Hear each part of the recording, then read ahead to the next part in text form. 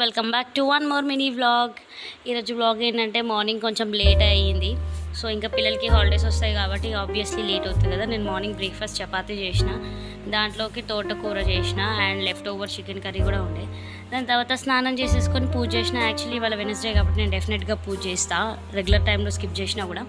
So ఇక్కడ పూజ చేసిన తర్వాత మా పాప ఇంకా హస్బెండ్ వెళ్ళి వెజిటేబుల్స్ తీసుకొస్తే వాటిని సెట్ చేస్తున్నాం. అండ్ కొన్ని వెజిటేబుల్స్ అయితే బాక్స్లో స్టోర్ చేసి పెడతాను, అది మీకు చాలా వీడియోస్లో షేర్ చేశాను కాబట్టి పర్టికులర్గా ఏం చెప్పట్లేదు. అండ్ సమయానికి నా దగ్గర టిష్యూస్ కూడా ఉన్నాయి, సో దానివల్ల టిష్యూస్ వేసి పెట్టాను, లేకపోతే న్యూస్ పేపర్స్ కూడా వేస్తాను.